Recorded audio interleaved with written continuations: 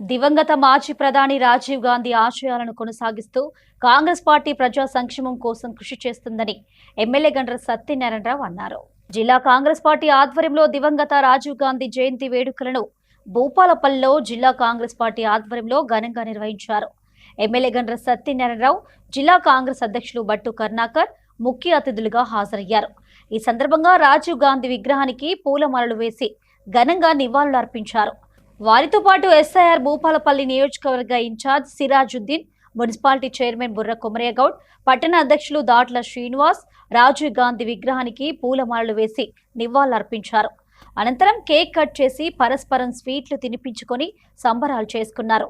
దేశ అభివృద్ధితో పాటు యువతకు ప్రాధాన్యత కల్పించడంలో రాజీవ్ గాంధీ కీలక పాత్ర పోషించారని గుర్తు చేశారు.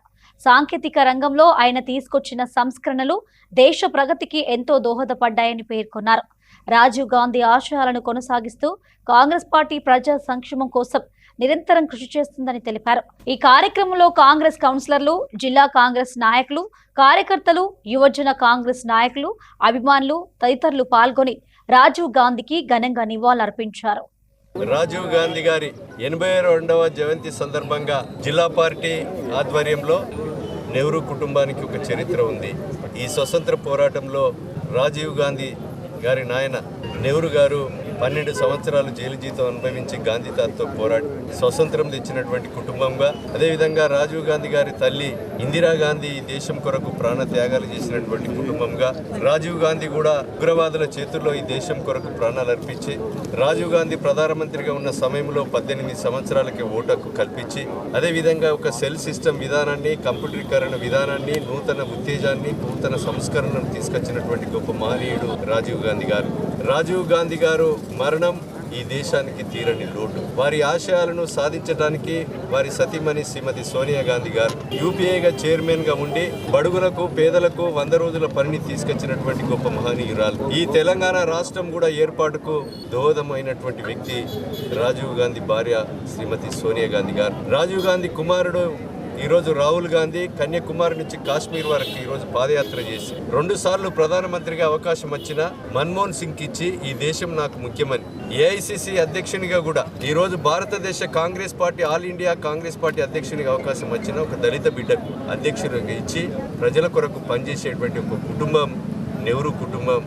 అందులో ఈరోజు రాజీవ్ గాంధీ గారి జయంతి సందర్భంగా మనందరం కూడా ఒకసారి స్మరించుకుంటూ వారి ఆశయాలను, వారి సిద్ధాంతాలను రాబోయే రోజుల్లో ఈ రోజు ఉన్నటువంటి కేంద్రంలో ఉన్నటువంటి ప్రభుత్వం నెహ్రూ కుటుంబాన్ని కూడా శ్రీమతి సోనియా గాంధీని, రాహుల్ గాంధీని ఈడీ కేసులు, ఐటీ కేసులలో ఇరికిచ్చి ఏదో అధికారం ఉందని చెప్పి అధికార దహంతో ఈరోజు 8 రాష్ట్రాలలో కాంగ్రెస్, బీజేపీతర ప్రభుత్వాలను కూలగొట్టడం, బ్రతికున్నటువంటి వ్యక్తులను ఎస్ఐఆర్ పేరుతో అనేక రాష్ట్రాలలో ఓట్లు తీసేయడం, అయోధ్య మందిరం పేరు మీద దేవుని పేరు చెప్పి ఈరోజు ఓట్లు దండుకోవడం ఇప్పుడున్నటువంటి ప్రభుత్వానికి అలవాటు. కనుక ఈరోజు ఈ నెహ్రూ కుటుంబానికి ఒక చరిత్ర, ఇప్పుడున్నటువంటి నవతరం యువకులు, మేధావులు, కవులు, కళాకారులు, అన్ని వర్గాల ప్రజలు కూడా ఒక్కసారి ఆత్మవిమర్శ చేసుకొని వాళ్ళు కూడా ఆలోచన చేసి రాబోయేటువంటి రోజుల్లో రాజీవ్ గాంధీ ఆశయాలను, శ్రీమతి ఇందిరాగాంధీ ఆశయాలను, వారి యొక్క పుత్రుడైనటువంటి రాహుల్ గాంధీని ప్రధానమంత్రి చేసే దిశలో దేశ ప్రజలు కూడా ఆలోచన చేయాలని సందర్భంగా నేను విజ్ఞప్తి చేసి కార్యక్రమంలో పాల్గొన్నటువంటి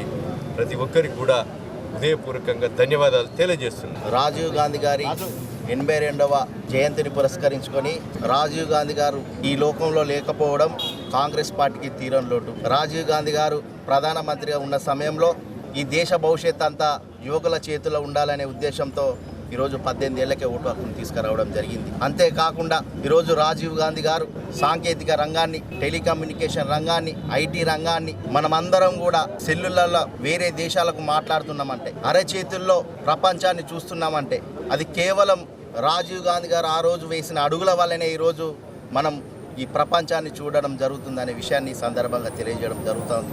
అంతేకాకుండా నాణ్యమైనటువంటి విద్యను అందించాలి, ప్రతి పేదవాడు కూడా ఉద్యోగాలు సంపాదించాలని ఆ రోజుల్లో జవహర్ నవోదయ పాఠశాలను తీసుకువచ్చి ఎంతోమంది పిల్లలకు నాణ్యమైనటువంటి విద్యను అందించడం జరిగింది.